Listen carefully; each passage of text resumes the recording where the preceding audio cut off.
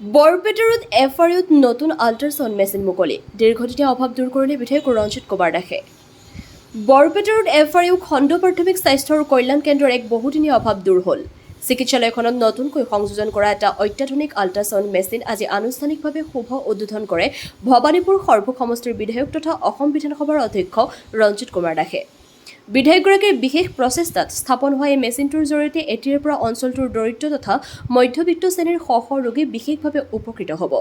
এই উদ্বোধন অনুষ্ঠানত বৰপেটা জিলাৰ যুটীয়া স্বাস্থ্য সঞ্চালক ডাক্তৰ ভূপেন চন্দ্ৰ বৰা, চিকিৎসালয়খনৰ উপ অধীক্ষক ডাক্তৰ মুকুট চন্দ্ৰ দাস আৰু বৰপেটাৰত পৌৰসভাৰ পৌৰপতি ৰাজেশ চৰকাৰ উপস্থিত থাকে। ইয়াৰ উপৰিও চিকিৎসালয়খনৰ চিকিৎসক, নাৰ্ছ, আশাকৰ্মী আৰু স্থানীয় বহু গণ্যমান্য ব্যক্তিয়ে অনুষ্ঠানটোত অংশগ্ৰহণ কৰে। চিকিৎসালয়খনত এই গুৰুত্বপূৰ্ণ সেৱা আৰম্ভ হোৱাত সমগ্ৰ বৰপেটাৰবাসীৰ ৰাইজে বিধায়কগৰাকীক ধন্যবাদ জ্ঞাপন কৰিছে। বৰপেটাৰ পৰা সমীৰ চক্ৰৱৰ্তীৰ ৰিপৰ্ট AIN লাইভ।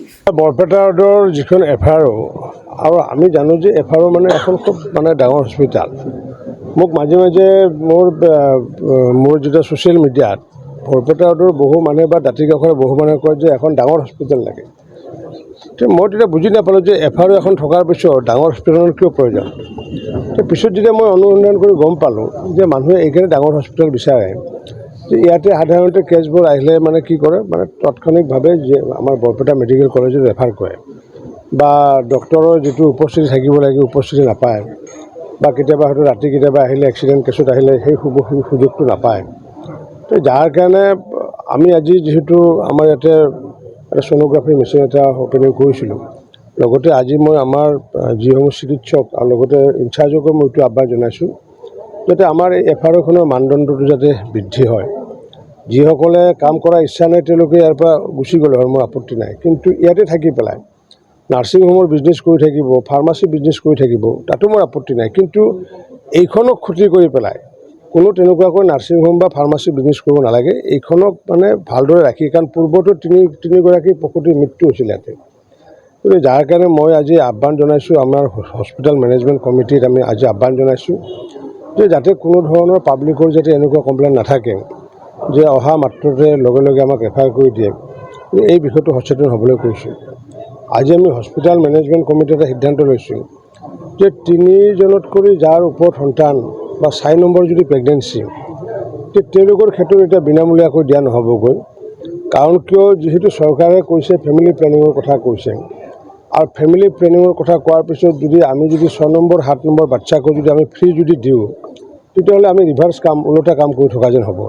গতিকে এতিয়াৰ পৰা 1 জুলাই তাৰিখৰ পৰা যে 3টাতকৈ অধিক সন্তান যাত থাকিব সেইসকল প্ৰেগনেণ্ট যিবোৰ উইমেন, সেইসমূহ উইমেনো মেডিকেল কলেজত যিটো ফিজ দিব লাগে বা ছ'ন'গ্ৰাফিৰ ক্ষেত্ৰত বা এক্সৰেৰ ক্ষেত্ৰত বা লেবৰেটৰীৰ ক্ষেত্ৰতে হওক বা ৰেজিষ্ট্ৰেশ্যনৰ ক্ষেত্ৰত যে মেডিকেল কলেজৰ বৰপেটাত যিটো চাৰ্জ দিব লাগে সেই চাৰ্জ ইয়াতে এফআৰওটো দিব লাগিব।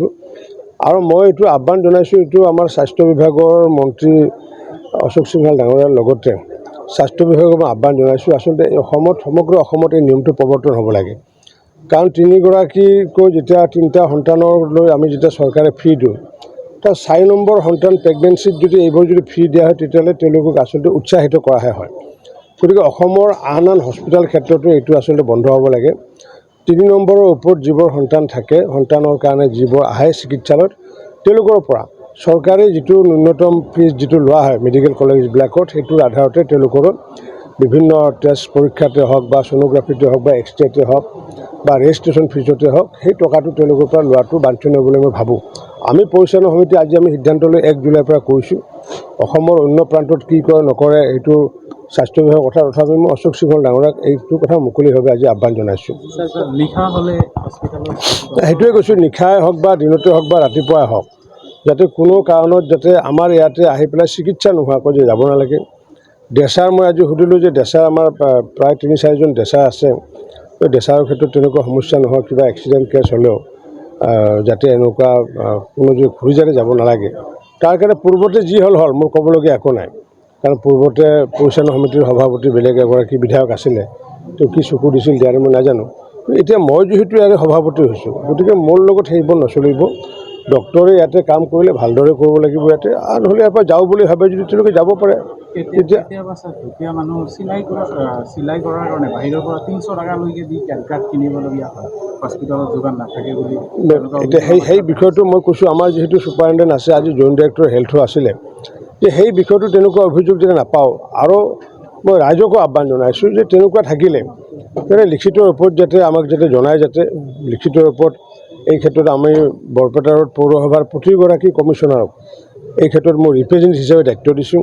গতিকে যোন ৱাৰ্ডৰ হয় তেওঁলোকে বা জিলা পৰিষদৰ অন্তৰ্গত হ'লে জিলা পৰিষদৰ সদস্যক মানে জনাব পাৰে, আৰু তেওঁলোকে মোক তেতিয়া জনাব। গতিকে মই এই হস্পিটেলৰ লগত অন্তৰ্গত আমাৰ যিটো এলেকা বৰপেটা ৰোডে হওক বা আমাৰ গৰুধনা অঞ্চলৰে হওক বা দাঁতিকাষৰীয়া অঞ্চলৰ, যে তেনেকুৱাকৈ যদি অভিযোগ থাকে যে চিকিৎসাৰ ক্ষেত্ৰতে হওক বা ড্ৰেছিঙৰ ক্ষেত্ৰতে হওক, যাতে মোলৈ যাতে এড্ৰেছ কৰে, আৰু আমাৰ কনচাৰ্ণ ৱাৰ্ড কমিশ্যনাৰ বা কনচাৰ্ণ জি পি প্ৰেচিডেণ্ট বা কনচাৰ্ণ আমাৰ ZP মেম্বাৰৰ জৰিয়তে যাতে মোলৈ যাতে লিখিত অভিযোগ দিয়ে, তাৰ কাৰণে মই আহ্বান জনাইছোঁ। আৰু বৰপেটা ৰোডবাসীৰ লগতে দাঁতিকাষৰীয়াসকলকো মই আহ্বান জনাইছোঁ যে যাতে আমি হস্পিটেলখন, যিহেতু আমাৰ হস্পিটেল, এইখন অকল চৰকাৰৰ হস্পিটেল নহয়, গতিকে আমাৰ নিজৰ হস্পিটেল বুলি ভাবি পেলাই নিজৰ সম্পত্তিক আমি কেনেকৈ ৰক্ষণাবেক্ষণ দিব লাগে, নিজৰ মানুহক ৰক্ষণাবেক্ষণ কেনেকৈ দিব লাগে, এই ক্ষেত্ৰতো যাতে সচেতন ভূমিকা যাতে পালন কৰে, তাৰ কাৰণে আহ্বান জনাইছোঁ। प्रधानमंत्री आएगा, क्या क्या आशा लेके आएगा नोटिस में? এইটো বিষয়ে চৰকাৰে ক'ব পাৰিব। এইটো বিষয়ে মই এতিয়া মোৰ সমষ্টি এটা অভিযোগ থাকে যে প্ৰসূতিৰ ক্ষেত্ৰত বেছিভাগ ৰেফাৰ কৰে, তেওঁলোকে যে বাহিৰত কৰে, আৰু সেই একেই বস্তু ৰেফাৰ নকৰে। কাৰণ কিয়, ইয়াতে আছে কি, মই ইয়াতে জানো আমাৰ প্ৰায় 120ৰ পৰা 150 পাৰ মান্থ ইয়াতে মানে ডেলিভাৰী হয়। কিন্তু ইয়াতে এটা আশ্চৰ্যজনক কথা, দুৰ্ভাগ্যজনক কথা হৈছে কি, লাগে চিজাৰিন হ'ব লাগে, কিন্তু ইয়াতে 33% হৈ আছে। গতিকে ইয়াতে এইটোনো কিয় হৈ আছে, এইটো এটা অনুসন্ধান কৰাৰ প্ৰয়োজন আছে। মই সেইকাৰণে কৈছোঁ যে পূৰ্বতে এনেকুৱা প্ৰেক্টিছ থকাৰ কাৰণে 3গৰাকী প্ৰসূতি মৰিছিলে, কিন্তু পেট কাটা বিজনেছ যিটো, যদি পেট কাটা বিজনেছটো যাতে ইয়াতে বন্ধ যাতে হয়, চিজাৰিনটো যাতে মিনিমাইজ কৰিব পাৰে, তাৰ কাৰণে মই আজি ইতিমধ্যে ইনষ্ট্ৰাকশ্যন দিছোঁ। দালালৰ যি দপদপনি ইয়াত পূৰ্বৰ বাতৰি সম্প্ৰচাৰিত হৈছিল, বাতৰিৰ আধাৰত নহয়, যদি তেনেকুৱা দালালৰ দপদপনি কিবা থাকে, মই ক'লোৱে যে আমাৰ ৱাৰ্ড কমিশ্যনাৰসকলৰ জৰিয়তে জি পি প্ৰেচিডেণ্টৰ জৰিয়তে মোলৈ দিলে, লিখিত ওপৰত দিলে, নিশ্চিত ওপৰত ব্যৱস্থা ল'ম। যিজন ডক্টৰ এতে স্যাৰ ডেলিভাৰী নকৰে, সেই একেজন ডক্টৰ বাহিৰত গৈ চিজাৰিঙত কৰে স্যাৰ। নাই, সেইকাৰণে মই সেইটো আজি আহ্বান জনাইছোঁ যে যাতে এনেকুৱা হ'ব নালাগে যে দুখীয়া মানুহৰ কাৰণে, কাৰণ ধনী মানুহটো এজনো নাহে ইয়াতে। আমি সাধাৰণতে চৰকাৰী চিকিৎসালয়খনতে দুখীয়া মানুহ আহে, দুখীয়া মানুহখিনি কিয় আহে, যাতে তেওঁলোকে যাতে ব্যক্তিগত খণ্ডত যাতে কৰিব নোৱাৰে। সেইটোৰ পিছত যদি তেওঁলোকৰ ক্ষেত্ৰত যদি তেনেকুৱা কৰা হয়, তেতিয়া মইতো ভাবোঁ এইটো পাপ কাম হ'ব। গতিকে দুখীয়াসকলক যাতে আমি কল্যাণ কৰিব পাৰোঁ, মাননীয় প্ৰধানমন্ত্ৰী মোদী ডাঙৰীয়াই, মাননীয় মুখ্যমন্ত্ৰী ডক্টৰ হিমন্ত বিশ্ব শৰ্মা ডাঙৰীয়াই দুখীয়াৰ কল্যাণৰ কাৰণে যি কাম কৰি আছে, সেই কামখিনি যাতে সফল ৰূপায়ণ হয়, তাৰ কাৰণে মই আমাৰ বৰপেটা ৰোডৰ এফআইৰ প্ৰতিগৰাকী চিকিৎসককে আদি কৰি প্ৰতিগৰাকী ষ্টাফৰ পৰা এই ক্ষেত্ৰত সহযোগিতা বিচাৰিছোঁ। বেলেগ জেগাত কিন্তু স্যাৰ টোল ফ্ৰি নম্বৰ এটা দিছে বিধায়কবিলাকে, এনেকুৱা অভিযোগ আমি টোল ফ্ৰী নম্বৰ দিয়া নাই। আমাৰ কনচাৰ্ণ মানে ৱাৰ্ড কমিশ্যনাৰসকল হৈছে মোৰ ৰিপ্ৰেজেণ্টেটিভ হ'ব। কনচাৰ্ণ মানে কিবা অভিযোগ থাকিলে কনচাৰ্ণ, কাৰণ মোকতো কেতিয়াবা নাপাব পাৰে বা বিধানসভাত থাকিলে নাপাব পাৰে।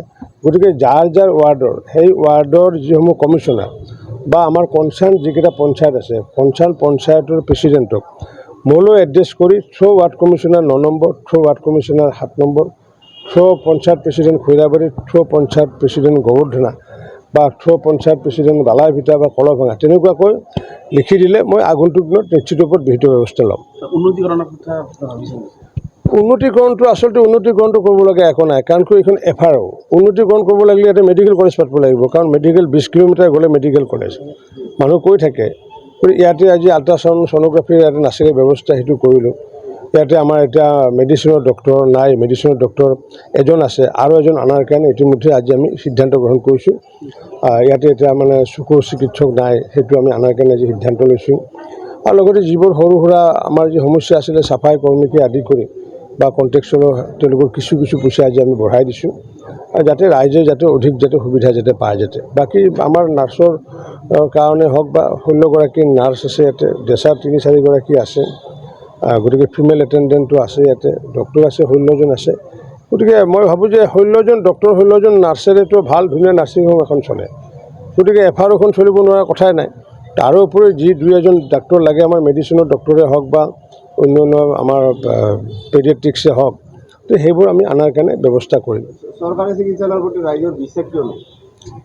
নাই, বিশ্বাস এতিয়া যিহেতু বহুতো টকা পইচা যিসকলৰ আছে তেওঁলোকৰ বিশ্বাসটো নাই, দুখীয়া মানুহৰ বিশ্বাসটো আছে কাৰণে এইটো দুখীয়া মানুহ আহে। ঔষধৰ অধিকাংশ ঔষধে নাথাকে। নাই, অধিকাংশ ঔষধে আছে। এতিয়া আপুনি যি ঔষধ লাগে, কি ঔষধ লাগে আপুনি কওক, কি ঔষধ লাগে কওক, আমাৰ ডক্টৰ আছে।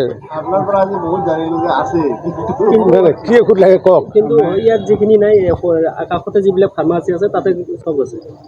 ফাৰ্মাচীটো থাকিব, স্বাভাৱিক কথা এইটো, ফাৰ্মাচী থাকিব লাগিব। এতিয়াতো আমাৰ এতিয়া কুকুৰে কামুৰিলে, ইয়াতে ইনজেকশ্যন লাগে, বেজী লাগে, ইয়াতে এভেইলেবল আছে। সাপে কামুৰিলে বেজী লাগে, আপোনাৰ এভেইলেবল আছে। মাজতে কেতিয়াবা হয়তো গভৰ্ণমেণ্টৰ ছাপ্লাই নাহে, বেলেগ কথা। যে আজি যে কুকুৰে কামুৰিলে আমাৰ যি ভেকচিন, সেই ভেকচিনটো অকণমান মানে বহুত দামী, সৰ্পদক্ষণত মানে হেৰিয়া হোৱা ভেকচিনটো দামী, সেই ভেকচিনটো কিমান দাম, সেইটো সাপৰ সেইটো ছাপ্লাই আহে, তথাপি দামটো নাজানে। কুকুৰৰটো 400 কিনিব লাগিলে। আৰু সাপটো কিমানমান পৰে ভেকচিনটো, যদি আমি বজাৰত কিনিব যাওঁ সেইটো অৱশ্যে। এতিয়া ধৰক যিটো নেকি মানে পাব্লিকৰ তাত নাপায়, সেইটো আমাৰ চৰকাৰৰ তাত আছে। সাপে যদি আজি দংশন কৰে যদি, তেতিয়াহ'লে আমাৰ ইয়াতে আহিব লাগে। অজাগিৰি কৰি পেলাই লাভ নাই। গতিকে পোনপটীয়াকৈ তৎকালীনভাৱে যদি ইয়াতে আহে, তেতিয়াহ'লে সাপে কামুৰিলেও মানুহ বাচিব। গতিকে ইয়াতে সকলোবোৰ মেডিচিন এভেইলেবল আছে বুলি আজি ইতিমধ্যে আমি পৰীক্ষা কৰি চালোঁ, ষ্টকটো মিলাই চালোঁ। যিকোনো খবৰ আৰু বিজ্ঞাপনৰ বাবে যোগাযোগ কৰক 7896121996।